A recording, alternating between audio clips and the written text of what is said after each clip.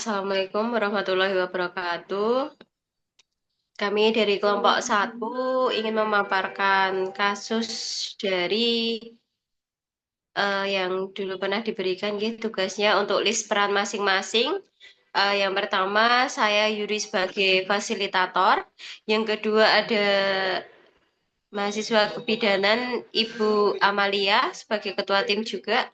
Ada mahasiswi dari ahli gizi nanti Ibu Santi, mahasiswi dari kedokteran Ibu Talita, mahasiswi dari psikolog nanti Ibu Indah, dan juga mahasiswa dari farmasi Bapak Adi. Baik, saya mulai untuk diskusinya, nggih. Selamat sore rekan-rekan semua. Terima kasih sudah hadir dalam diskusi manajemen kasus kolaboratif sore ini. Kasus yang akan kita bahas adalah Nyonya S, usia 38 tahun, P6A0, nifas 40 hari. Ia datang dengan keluhan badannya mulai lelah dan ingin tahu lebih banyak tentang pengaturan jarak kehamilan. Saya persilahkan rekan-rekan semua melihat data kasus yang sudah dibagikan oleh saya. Diskusi kasus akan kita lakukan selama kurang lebih 45 menit. Mari kita mulai dari presentasi kasus yang akan dipimpin oleh Ibu Amalia selaku bidan sebagai ketua juga. Silakan Ibu Amalia, waktu dan tempat saya persilahkan. Sebelumnya, terima kasih Ibu Yuri untuk waktu dan kesempatannya. Sebelum kita mulai diskusi, saya akan menunjuk Ibu Indah sebagai selama diskusi berlangsung. Untuk prosedur diskusi kita hari ini adalah yang pertama pembacaan kasus, kemudian kita akan membahas mengenai sasaran pembelajaran, lingkup bahasan, pengetahuan awal, kasus pemicu, kata-kata baru, identifikasi fakta, masalah utama, rumusan masalah, data tambahan, learning issue dari setiap profesi, analisis masalah, hipotesis, referensi terkait dan solusi dari tiap profesi. Jadi, saya harapkan tiap individu dapat mengikuti diskusi secara aktif. Baik, mari kita mulai diskusi kasus pada sore hari ini dengan membaca doa sesuai keyakinan masing-masing. Semoga diskusi kita berjalan dengan lancar. Berdoa dimulai. Berdoa selesai. Selanjutnya, saya akan memulai dengan paparan kasus terlebih dahulu. Nyonya S adalah ibu rumah tangga berusia 38 tahun dengan riwayat persalinan sebanyak 6 kali dan belum pernah mengalami abortus atau bisa disebut P6A0, nifas 40 hari.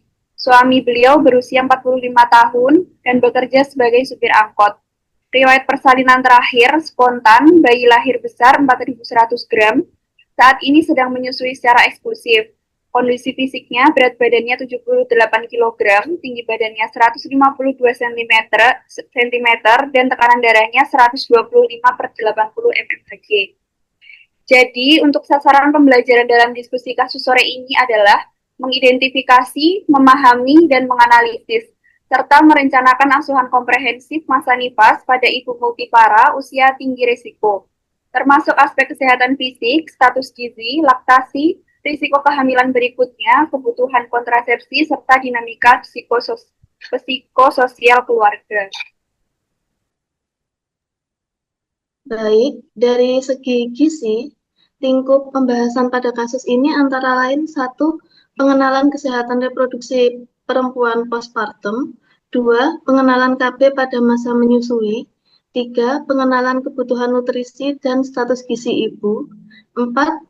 Penjelasan faktor resiko kehamilan berulang, 5. Perencanaan asuhan terpadu untuk meningkatkan kesehatan ibu, 6. Penanganan psikososial emosi, komunikasi keluarga, dan hambatan KB. Ya, untuk pengetahuan awal pada kasus tersebut adalah seperti pengetahuan tentang pengenalan kesehatan reproduksi perempuan postpartum, yang kedua pengetahuan tentang pengenalan KB pada masa menyusui, 3. Pengetahuan tentang pengenalan kebutuhan nutrisi dan status gizi ibu, yang keempat pengetahuan tentang penjelasan faktor risiko kehamilan berulang, yang kelima pengetahuan tentang perencanaan asuhan terpadu untuk meningkatkan kesehatan ibu, yang keenam pengetahuan tentang penanganan psikososial, emosi, komunikasi keluarga, dan hambatan KB. Kata-kata baru yang muncul antara lain yaitu abortus abortus, P6A0, nifas, menyusui eksklusif, alat kontrasepsi. Identifikasi fakta pada kasus ini antara lain: 1. Seorang perempuan umur 38 tahun, nifas 40 hari, dengan riwayat persalinan sebanyak 6 kali, dan belum pernah mengalami abortus atau P6A0. 2. Berat badan anak 4.100 gram. 3. Ibu masih menyusui bayi secara eksklusif. 4. Hasil pemeriksaan ibu menunjukkan berat badan 78 kg, tinggi badan 152 cm, tekanan darah 125/80 mmHg. 5. Ibu belum menggunakan alat kontrasepsi karena dilarang oleh suami. 6. Ibu bekerja sebagai ibu rumah tangga dan suami sebagai sopir angkot. 7. Anak pertama usia 10 tahun, anak kedua usia 8 tahun, anak ketiga usia 6 tahun, anak keempat usia 4 tahun, dan anak kelima usia 2 tahun. 8. Umur suami 45 tahun. Baik, jadi masalah utamanya adalah peningkatan risiko tinggi terhadap kesehatan ibu pada masa nifas dan risiko kehamilan yang tidak direncanakan karena tidak menggunakan kontrasepsi akibat dilarang suami.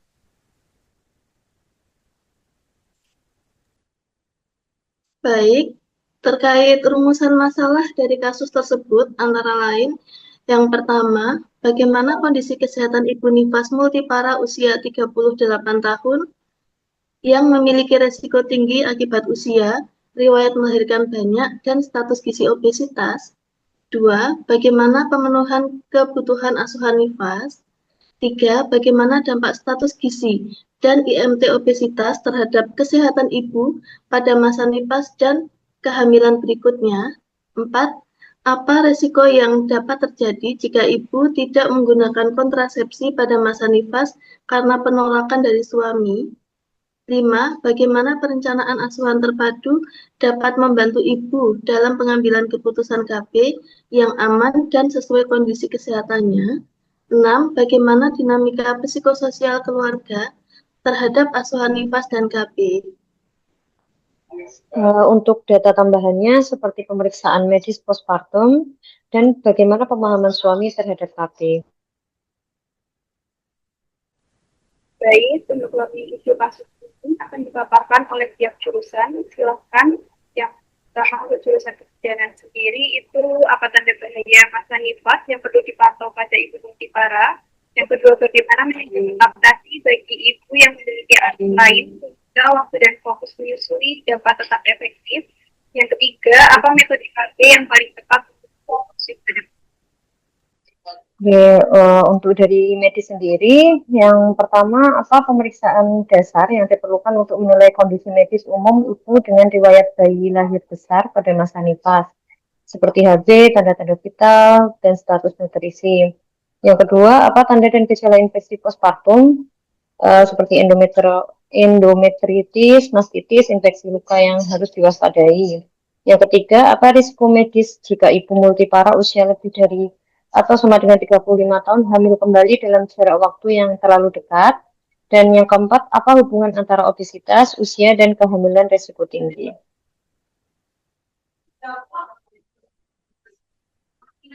Jika dikaji melalui kefarmasian, 1.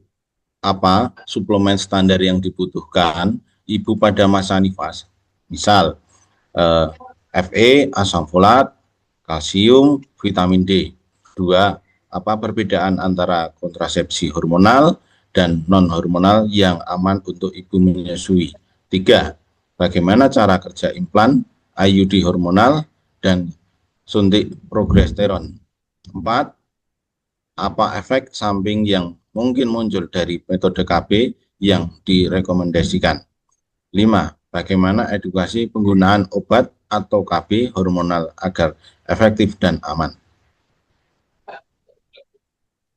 Dari sisi ahli gizi, 1. Bagaimana dampak obesitas terhadap kesehatan ibu hamil dan ibu nifas. 2. Bagaimana kebutuhan kalori dasar ibu nifas yang menyusui eksklusif? 3. Apa strategi penurunan berat badan yang aman bagi ibu menyusui? 4. Bagaimana hubungan status gizi ibu dengan resiko kehamilan berikutnya? 5. Bagaimana penyusunan menu seimbang bagi ibu menyusui dengan ekonomi terbatas? Untuk dari jurusan psikolog, yaitu ada 1. Apa dampak psikologis pada ibu nifas dan banyak anak dan beban pengasuhan tinggi. 2. Bagaimana cara menilai tingkat stres, kecemasan, atau kelelahan mental pada ibu nifas. 3. Bagaimana cara membantu ibu menghadapi tekanan dari suami yang melarang KB. 4. Apa strategi komunikasi efektif untuk membantu pasangan berdiskusi tentang KB. 5. Bagaimana tenaga kesehatan dapat melakukan advokasi untuk keselamatan ibu tanpa menimbulkan konflik keluarga. Dari kasus tersebut, untuk analisis masalahnya adalah pertama, ibu nifas 40 hari dengan P6A0, usia 38 tahun, obesitas. Selanjutnya, tidak menggunakan KB karena dilarang suami. Resiko kehamilan berulang terlalu cepat pada usia resiko tinggi. Masalah kesehatan kompleks, fisik, resiko perdarahan, infeksi, kelelahan, komplikasi nifas, dan dari segi psikososial, stres, beban pengasuhan, dan dari segi gizi, yaitu obesitas. Ini selanjutnya masuk ke penatalaksanaan kolaboratif. Untuk pelaksanaan kolaboratif itu juga bisa muncul dari interprofesional, kolaboratif, dan manajemen.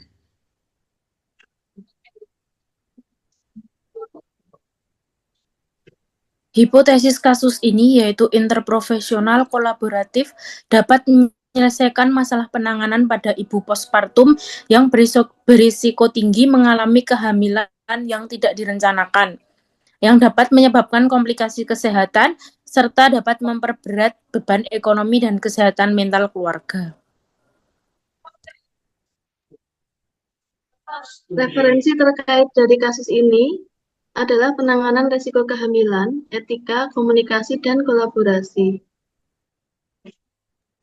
Baik, untuk solusi dari kasus ini yang disampaikan oleh jurusan, yang pertama, jika dilihat dari kasus Nyonya S, maka bahaya yang perlu dipantau pada maka antara lain seperti darah yang berlebih, demam, hepatitis, subinvolusi, infeksi luka, depresi postpartum. Untuk manajemen laktasinya sendiri juga perlu diperhatikan, mengingat Nyonya S yang memiliki anak lain. Cara yang dapat dilakukan seperti yang pertama, membuat jadwal menyusui yang teratur dan fleksibel. Yang kedua, menggunakan teknik menyusui yang aman, nyaman, dan efektif. Yang ketiga, meminta bantuan dari keluarga atau suami untuk membantu mengurus anak lain. Yang keempat, menggunakan pompa ASI untuk mengerah ASI dan menyimpannya untuk menggunakan kemudian. Yang terakhir, menganjurkan anak lain untuk membantu mengurus bayi dan memberikan ASI. Kemudian, untuk pilihan metode KB yang tepat untuk menyusui pada masa nifas adalah seperti yang pertama, dengan metode aminolaktasi atau MAL, metode alami yang menggunakan perubahan hormonal saat menyusui untuk nifas. Yang kedua, IUD atau intrauterine device, alat kontrasepsi yang dimasukkan ke dalam rahim dan dapat digunakan selama 5-10 tahun.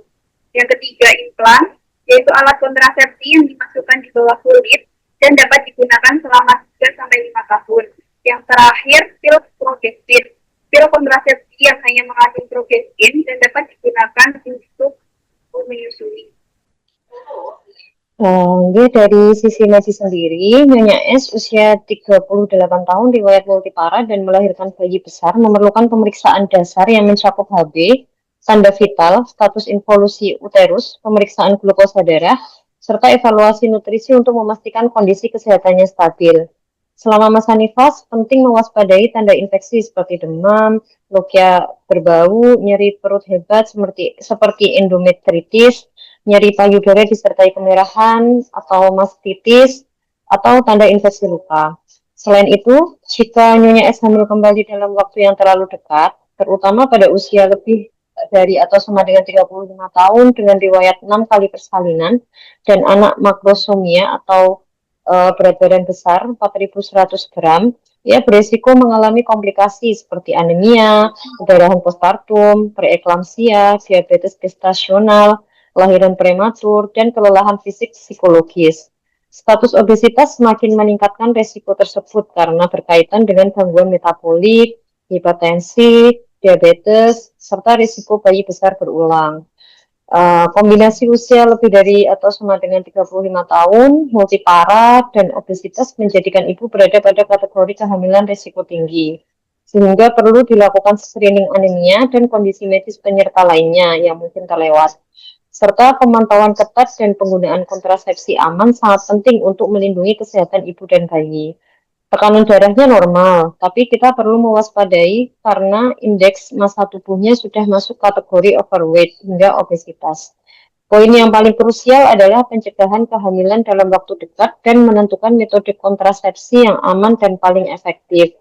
Misalnya suntik 3 bulanan, yang paling minim diketahui suami sambil kita edukasi suaminya. Betul sekali, dokter. Dengan berat badan 78 kilo dan tinggi badan 152 cm, IMT Nyonya S adalah 33,6. Ini adalah obesitas tingkat 1. Obesitas memberikan dampak serius baik pada masa nifas seperti involusi uteri lambat, resiko infeksi luka perineum atau SC lebih tinggi, trombosis vena lebih tinggi akibat mobilisasi lambat dan inflamasi, gangguan produksi ASI karena ketidakseimbangan hormon prolaktin dan resistensi insulin. Depresi postpartum lebih berisiko pada ibu obesitas. Meskipun menyusui eksklusif, asupan gizinya juga perlu dikelola. Dia butuh ekstra energi dan protein untuk menyusui dan pemulihan karena pemenuhan kalori membantu kualitas ASI dan stamina ibu nifas. Tetapi harus seimbang agar berat badannya turun perlahan. Penurunan berat badan pun harus bertahap tanpa mengganggu produksi ASI. Untuk target amannya adalah 0,5 kilo per minggu. Resiko untuk kehamilan berikutnya juga ada kaitannya dengan gizi. Saya usulkan edukasi piring makan sehat untuk ibu menyusui, fokus pada protein dan serat, serta batasi gula, batasi lemak, dan suplemen mikronutrien seperti zat besi dan asam folat.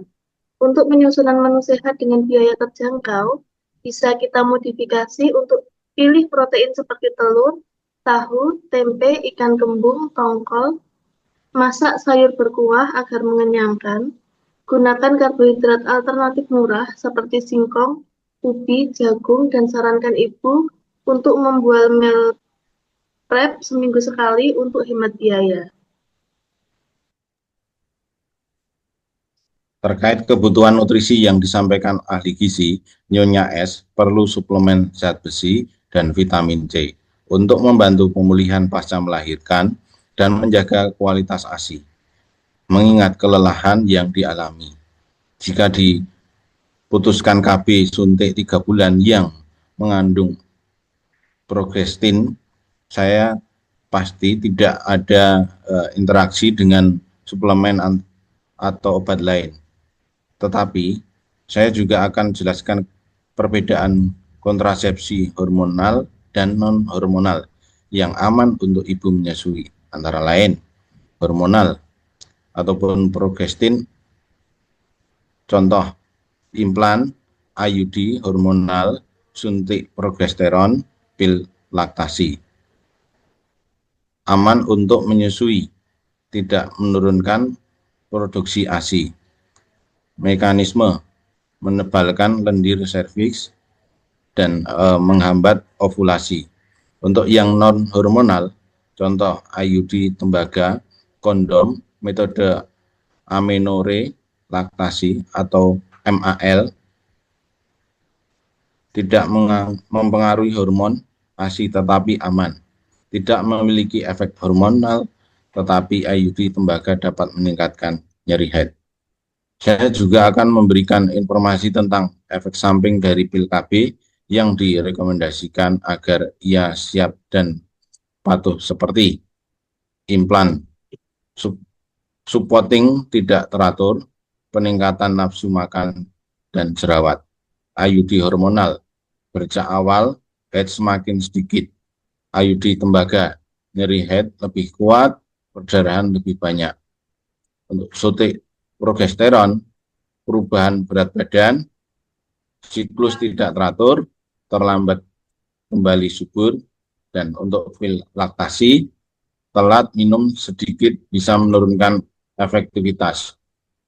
Untuk menggunakan obat atau KB hormonal, efek dan aman saya akan sarankan Ibu untuk konsisten kontrol jika pasang implan ataupun IUD, menggunakan atau minum sesuai jadwal, dan untuk khusus pil laktasi harus sama waktu setiap hari, dan melaporkan segera bila terdapat tanda-tanda perdarahan banyak, nyeri perut hebat, pusing berat, atau tanda infeksi.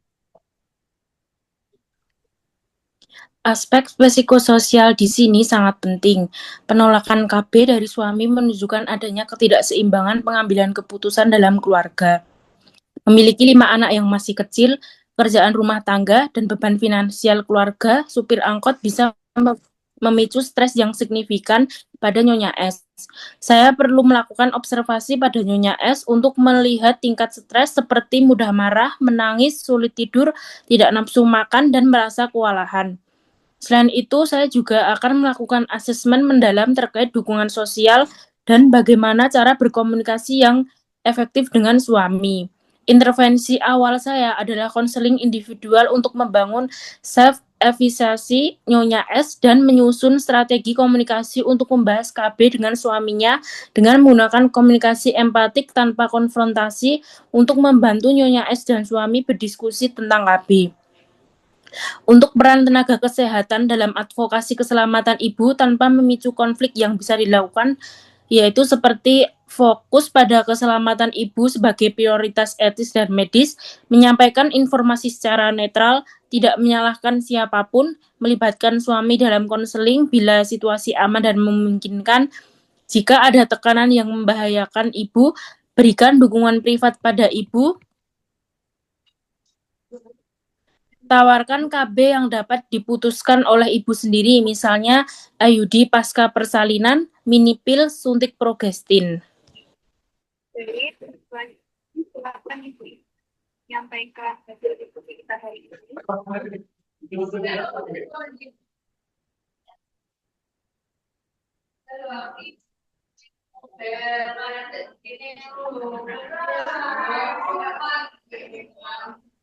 Jadi untuk kesimpulannya ada 3 pilar utama intervensi kita, yaitu KB, gizi, dan psikososial atau ekonomi tindakan prioritas.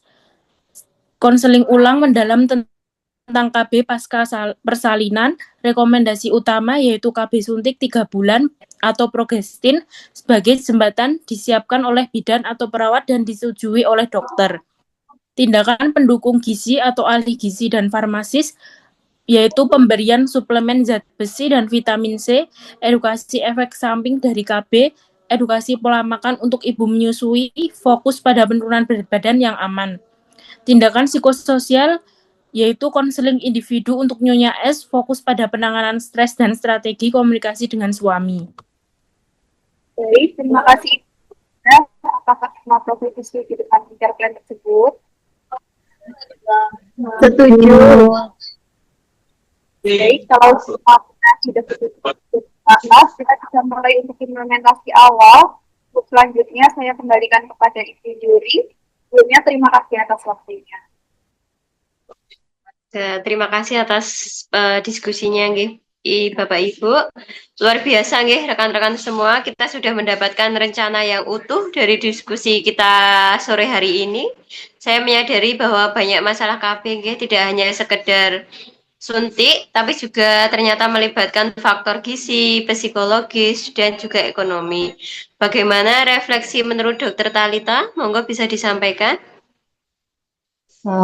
J, menurut saya jadi belajar bahwa rekomendasi medis yang paling efektif sekalipun seperti KB akan gagal jika kita tidak melibatkan psikolog untuk mengatasi penghalang sosial dan dinamika keluarga yang menolak. Pendekatan kami harus lebih humanis dan kontekstual. Begitu, Ibu. Baik, terima kasih Bu Talita. Terima kasih nggih rekan-rekan atas kolaborasi yang sangat baik nggih. Mari kita tindak lanjuti rencana ini dengan penuh tanggung jawab. Laporan hasil implementasi akan kita diskusikan kembali di 2 minggu dari sekarang nggih. Selamat sore. Saya tutup. Mohon maaf apabila ada salah-salah kata. Wassalamualaikum warahmatullahi wabarakatuh. Waalaikumsalam. Waalaikumsalam warahmatullahi Waalaikumsalam wabarakatuh. warahmatullahi Waalaikumsalam warahmatullahi wabarakatuh. wabarakatuh.